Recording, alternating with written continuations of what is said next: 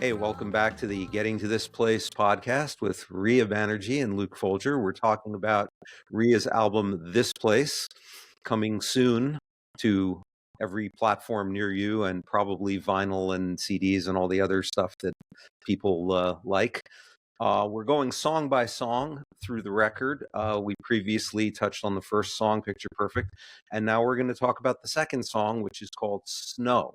I think I heard them talking. I caught the word remission. She should be up and walking. Don't leave me out in the cold. Tell me the truth. I'm dying to know. So, Reeya, this song has somewhat of a dark undertone to it. I mean, it's very blunt in the lyrics. I caught the word remission. She should be up and walking. That is an ominous line. Tell me what the song is about and how it came to be. It's bleak. So this is the Chicago song. One of the things that Luke asked me when we got into this was, like imagery. What is the first thing you think of? Snow. It's Chicago. Winters are brutal there. It's cold, it's windy, and I just remember snow and playing in the snow, but also just like walking outside and being blanketed by snow. And then the idea of snow being a little bit of a metaphor of, being overwhelmed by some, really frightening stuff. So at this point, my mother was diagnosed with cancer when we were in DC. She beat it back. She was in remission. We moved to Chicago. Her cancer came back. I had never been told that she had cancer. I knew that she was sick. She was in and out of treatment, stuff like that. I didn't know that it was cancer. And even while we were there, I did not know she had cancer. And in the summer of 92, she ended up in the hospital for, I don't know how long it was. In my mind, it was the whole summer. It might have just been a month. But it was it was a long time for a, 7-year-old girl.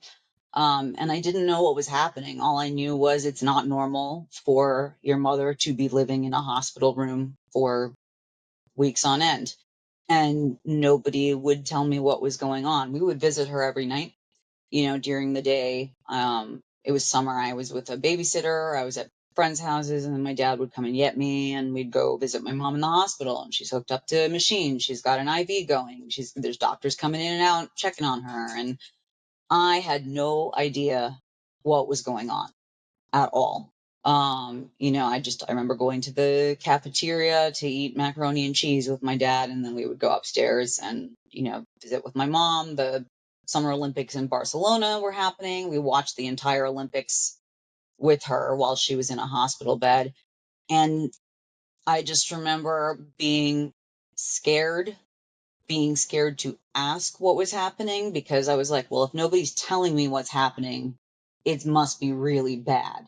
And then hearing snippets of, remission. I don't know what remission means, but I do know it's not normal for your mother to be in a hospital room. And, the emotion of a child crying out saying, would you just tell me what the fuck is going on? Because this is confusing and scary.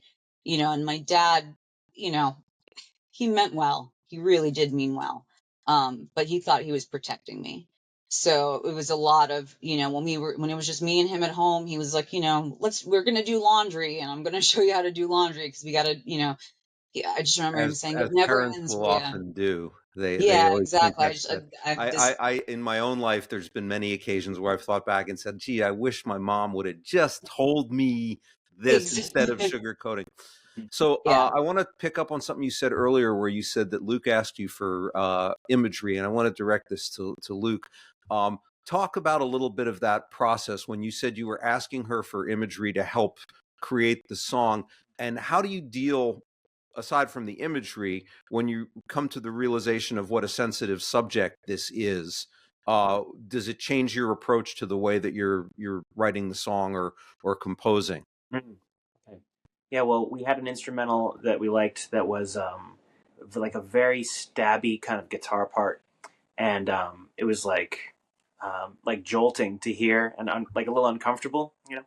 And so we matched this one up with Snow because it has there's a painful edge to it, and we were getting to the essence of what was going on with Reeya's life when she was in Chicago at this age, and this kind of there's also a line in the beginning of the song that has to do with like going to a new school, and Reeya talked about singing in the choir and like kind of doing therapy on herself by singing as a child, and so that's plugged into the middle there. But really, it's about this like I'm going out into the world, and I'm a little more alone in it, and also people aren't telling me something like this is helplessness and also this kind of wailing. Like crying out in pain. So it's definitely the heaviest, most passionate song on the record, I think, in terms of just like guttural, like emoting. And I think it's so cool that it's from a child's point of view.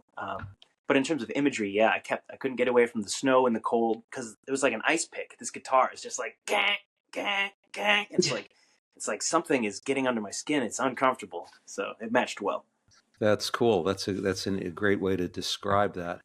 And Reeya, and coming out of the previous album, which was about mental health and struggles and all, you to a certain extent you've plunged a little bit back into a little family crisis here. But yet you come out of it in sort of a positive way. I mean, there's the one thing about this album is even though the songs are dealing with various aspects of, darkness, for lack of a better word, or the emergence from darkness into light, even when something is kind of going south in the song, you come out of it with sort of an uplifting message out of it. How did you think of that consciously, or did you want that to be the case? Or I don't know if I wanted that to be the case, but I think it kind of came about organically, because I will say that after that summer, the ordeal was over. She was home. She was still in treatment.